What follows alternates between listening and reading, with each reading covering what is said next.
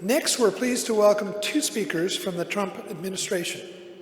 NACo's job is to forge partnerships to advocate the interests of county government at the national level.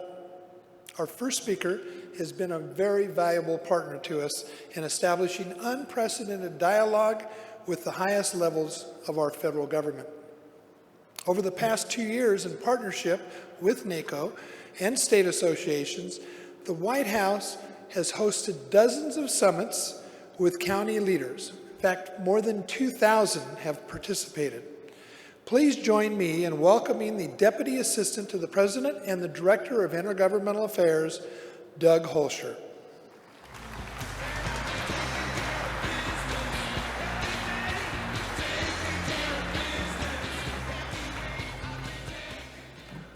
All right, good afternoon, and thank you for the opportunity to be here and the invitation to join NACo's 84th annual conference. Supervisor Cox, congratulations on your successful leadership of NACo this past year, and Commissioner Borgeson, we look forward to our future work together to advance shared priorities and to nurture the local-federal partnership. As you know, the Trump administration has prioritized engagement with our nation's state, local, and tribal officials, engagement that was highlighted in Governing Magazine's recent article, How President Trump Became County's Best Friend. Our ongoing State Leadership Days initiative is a real tribute to this ongoing relationship. From 2017 to 2018, the President invited every county commissioner in America or similarly elected officials to come to the White House for briefings and discussions with senior administration officials like Administrator Pilkington, who you'll hear from next from the SBA. Over 2,000 county officials joined us for 35 events at the White House complex.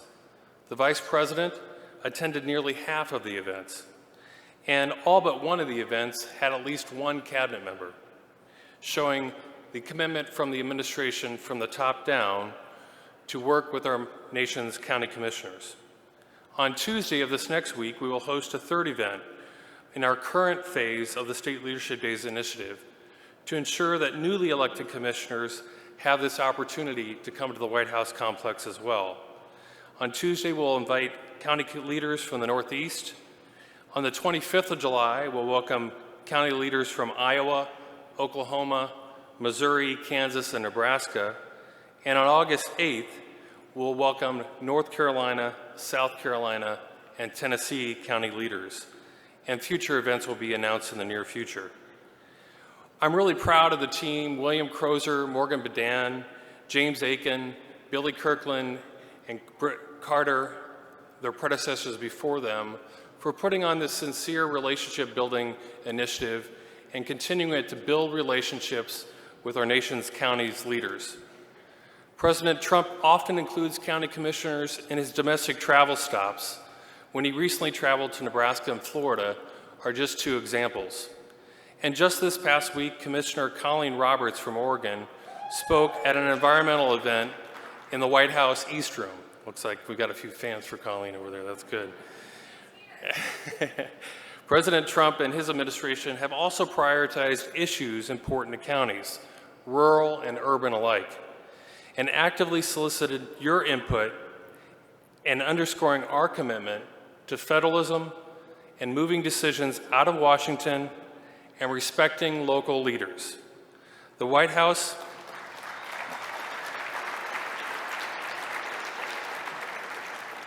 has hosted discussions with county leaders on disaster recovery and resilience, on infrastructure and broadband deployment, on rural prosperity, on combating the opioid crisis, supporting our nation's veterans and military families, criminal justice reform, workforce efforts, economic development initiatives like opportunity zones, just to name a few. In 2017, President Trump signed the Tax Cuts and Jobs Act, which established opportunity zones to incentivize investments in low-income communities across the country, rural and urban.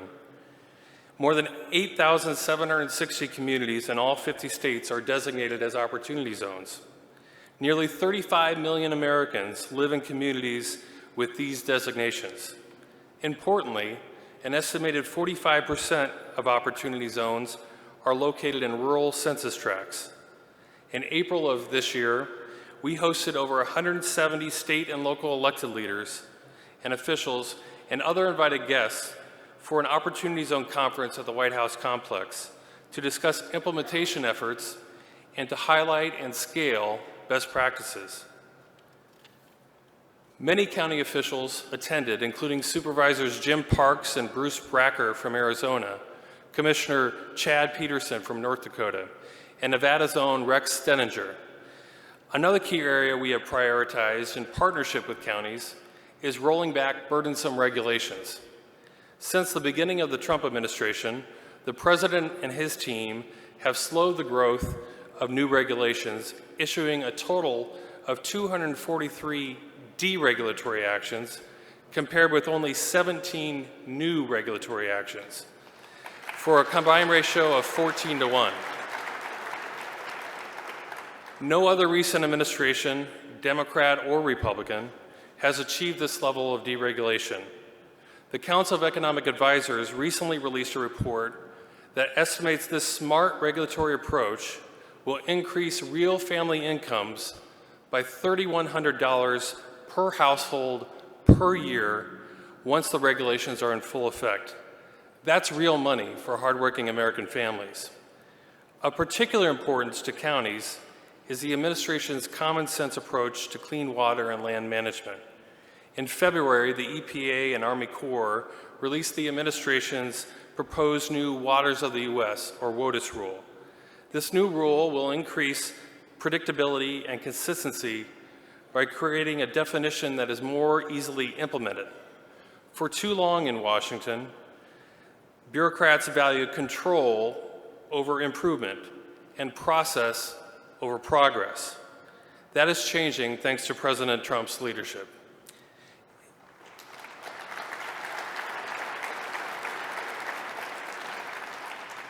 Importantly, we will continue to ensure that our waters are clean while promoting economic growth, minimizing regulatory uncertainty, and showing due regard for the roles of state and local leaders. We have also partnered with county leaders on advancing the United States-Mexico-Canada Trade Agreement, or USMCA. From Fresno, King, Merced, Del Norte, and Tulare counties in California, to Borden, Deaf Smith, Cook, Hutchinson, and Polk counties in Texas, to Fulton and Herkimer counties in New York, county leaders continue to step forward to support the USMCA trade deal, which is good for American farmers, American workers, and American manufacturers. The USMCA is a modern trade agreement designed to meet the demands of the 21st century.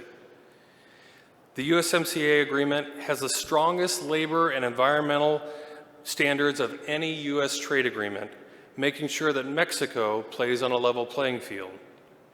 USMCA updates the 25-year-old NAFTA rules to meet the needs of our digital economy and small business exporters, and strengthens rules of origin for the automotive industry. I encourage all of you to add your voice to the bipartisan chorus supporting USMCA through letters, op-eds, resolutions, and social media activity. As we look forward, we are excited to nurture our continued partnership, to advancing shared priorities, to helping you effectively navigate your federal government, and to empowering locally focused and pragmatic solutions to improve the lives of our fellow citizens. Thank you for your service and your bipartisan partnership with the Trump administration. On behalf of the President and the entire team, I wish you the best for a successful conference. And remember, the door is open at the White House for state and local leaders. Thank you.